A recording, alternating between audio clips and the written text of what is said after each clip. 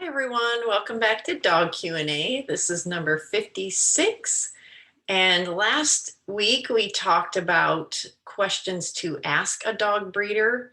So now you've found your dog breeder. This week we're going to talk about how to choose a puppy from a litter.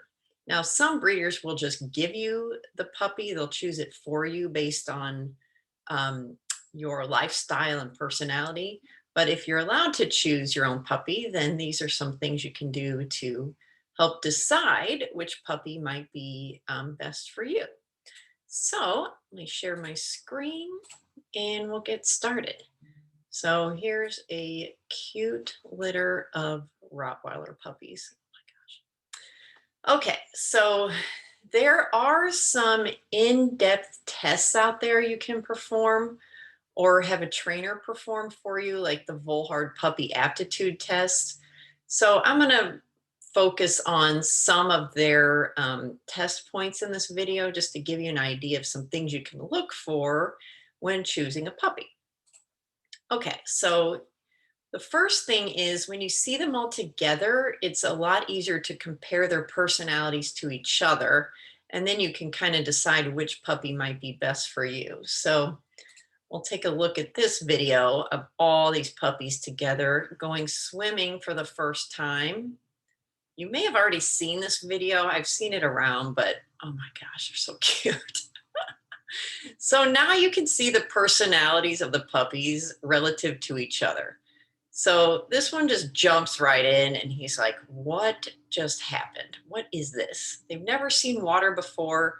You see some are still in the very back. They're not even near the pool. This one's already going for it. So that's a bolder puppy. That's a more confident puppy. This one might have a higher working drive. It might need to be busier more often. When you see the group of puppies like behind a fence or something, the ones clamoring for attention at the front are going to be your bolder puppies with the higher working drive. So they're going to be busier in general and need a lot more stimulation, more to do. The ones in the back may be a little more timid or fearful and may need more positive encouragement throughout their life. So those are just a couple of things to think about. These puppies are hilarious. So we'll go ahead and stop there because we could probably watch this all day. So just think about when you see them all together, what they're like compared to each other, and think about what that could look like in an adult dog. So one thing on the aptitude test for puppies is attraction to people. So the critical imprinting stage for a puppy is 4 to 16 weeks. And during that time is when a puppy should be around people and imprinting on people.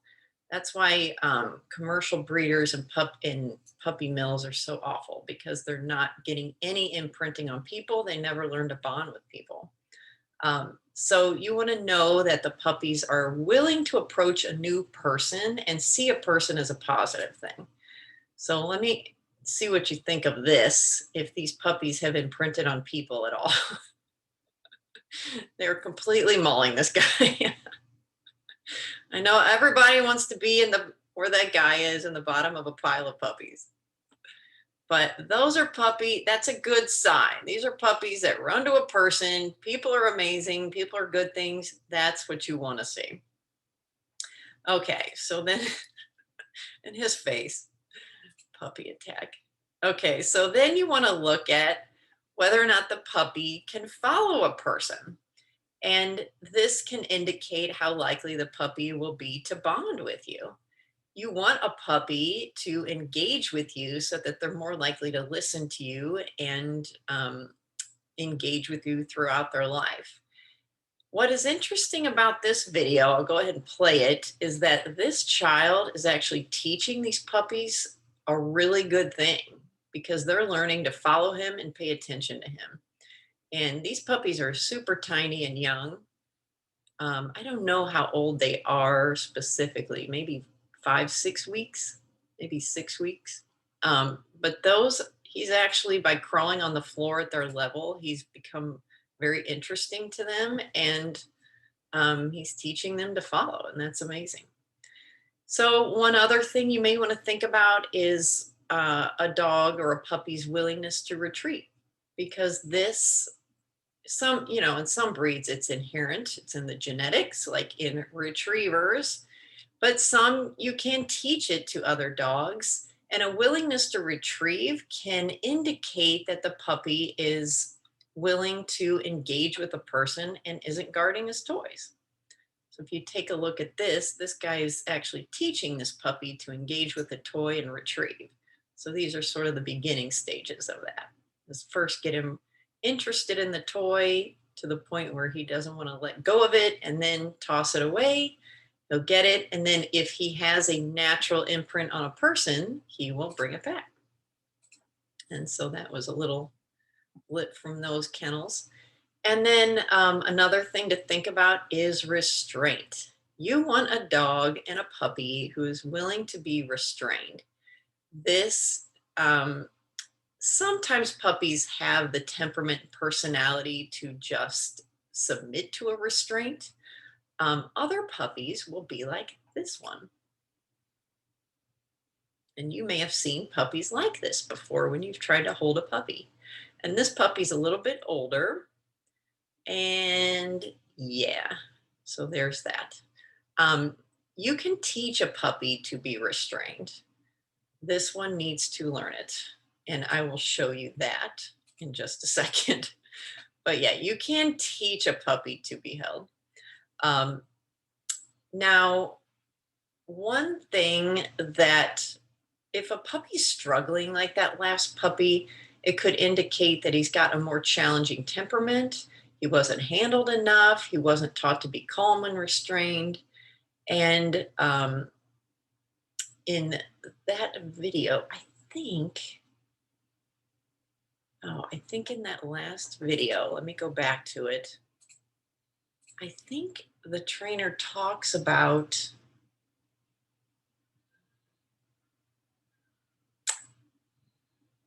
how she teaches a puppy to be restrained. Oh no, I've got it in another video and I forgot to put it in. Okay, I'm gonna find that really fast because that is a really good video. Let me just pull that up. Yeah, so I wanna show you how this trainer teaches this puppy to be restrained because it's really cool. It's gonna test my technical ability here. All right, 1 second. Yeah, there's a lot of commercials in YouTube. So let me get to this. All right, let me share my screen to a different. Okay, let me share this video real quick.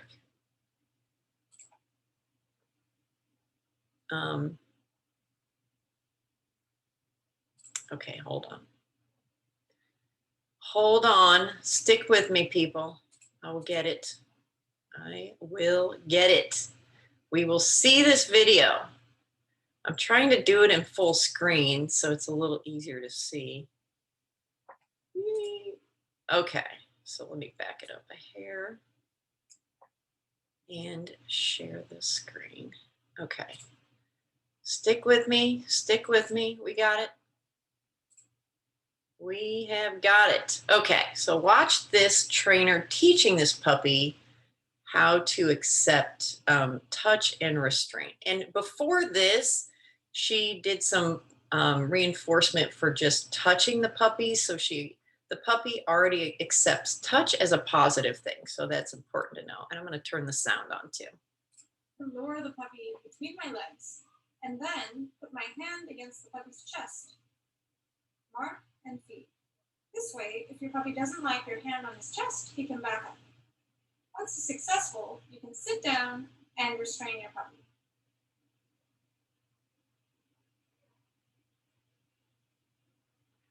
In the beginning, you want to use higher rates of reinforcement, so you mark and feed immediately as you begin restraining your puppy, and every few seconds. Don't mark if your puppy starts whining or struggling. Instead, walk away from your puppy and see if your puppy wants to join you. Then work on the exercise in step 1. So that's just something to use calm massage. Stop that video.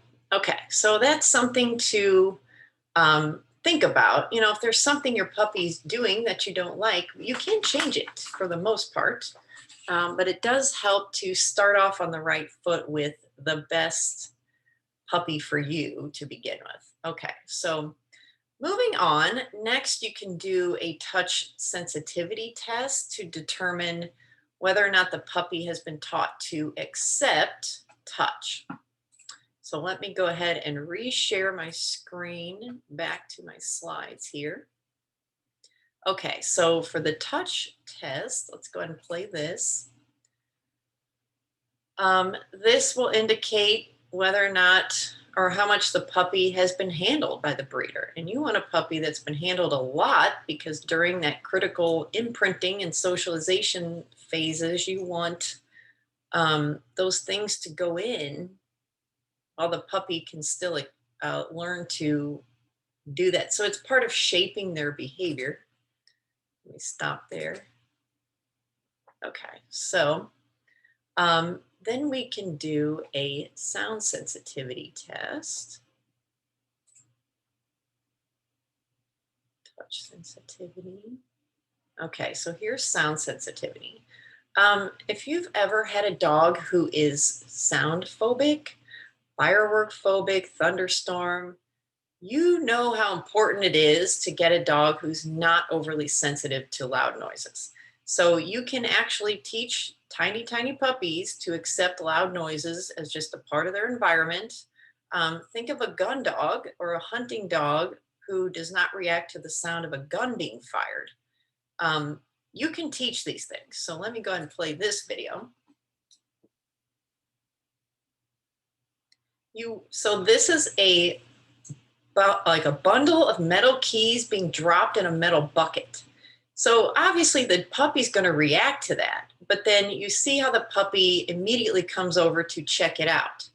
That tells you right there that the dog is not overly sensitive to loud noises. And that's what you want. If the puppy were to completely shut down, run away, tail tuck, tremble, that dog is going to be very fearful for most of his life, and it's going to be difficult to have that dog as a pet. I'm not saying you can't or shouldn't. I'm just saying be prepared for what you are getting in your dog. Okay, so next is sight sensitivity. You can toss a toy and see if the puppy follows it. And this can tell you a couple of things. This is a new object, so the puppy should show some healthy interest in it. And then there's not much to that video. It may also indicate if the dog won't follow it, maybe there's something wrong with the vision.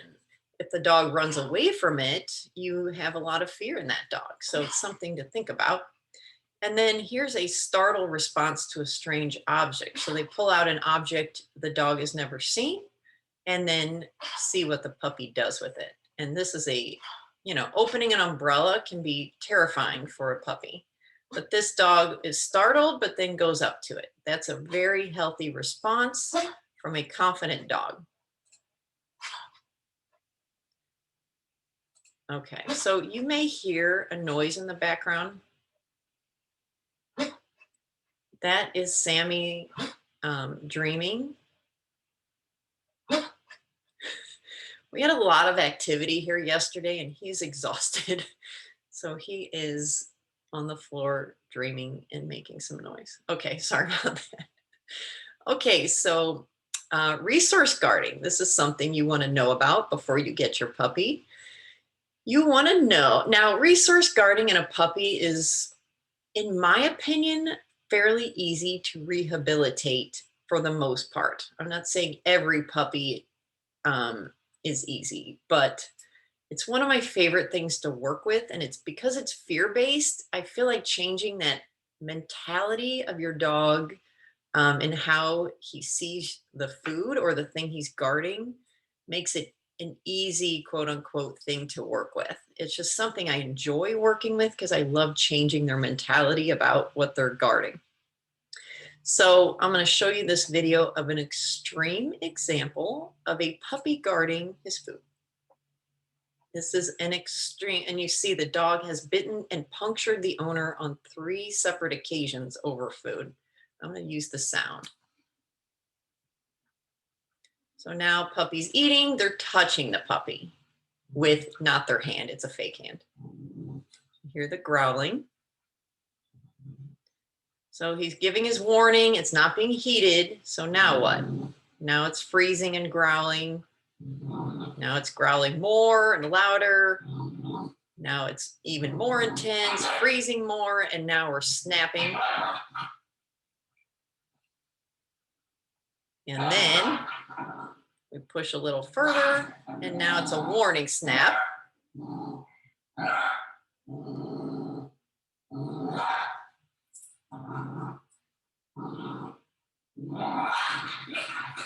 So now the puppy has lost his mind. He is so frustrated.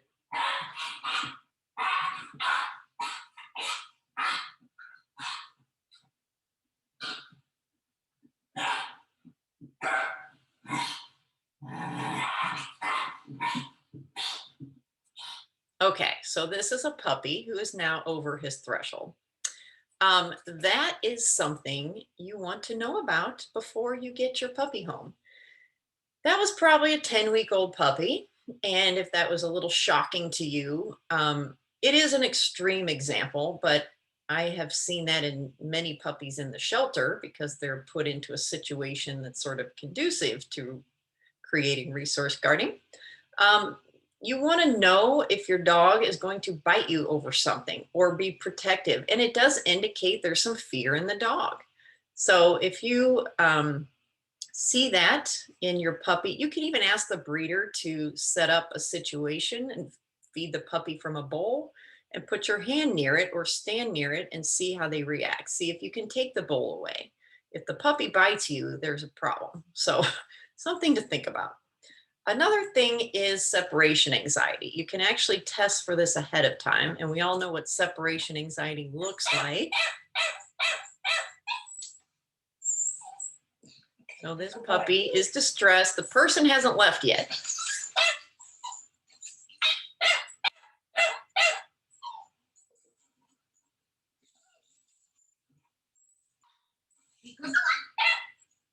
Person just left the house.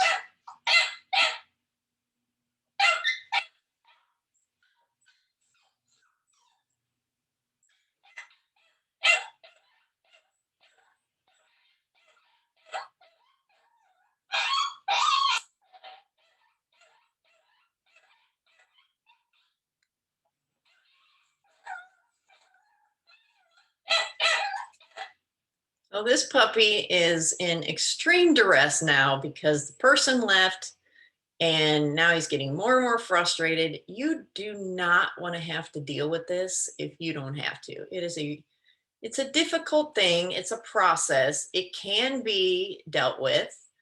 This puppy also probably has a poor relationship with the crate. So that's the first thing I would work on. But you don't want to bring a puppy home with separation anxiety if you don't have to. So that's something to think about. So when you're at the breeder, see if you can spend time with a puppy individually and then leave the room and see what the puppy does. Does he lie down and be calm? Does he go look for a toy? Does he start whining and barking and doing something like this? So if he does make noise, how long is it going on? How severe is this? So that's something you definitely want to know ahead of time before you get your puppy home. So a lot of people don't know how to ask any of these questions. They don't even know that these things need to be asked. And a lot of people just pick a puppy because it's available or it's cheap or something like that. But think about, with a lot of things like blue jeans and tennis shoes, you get what you pay for. So think about that. So a person on Craigslist was giving away free puppies. That I don't even know where to go with that, but that is not something I would recommend. This is probably someone whose dog got pregnant on accident and now they're giving away puppies because they don't know what to do with them. First of all, they should actually charge something for the puppies because now you're going to get people just taking them for possibly nefarious reasons and to do bad things to them. So they should actually charge something.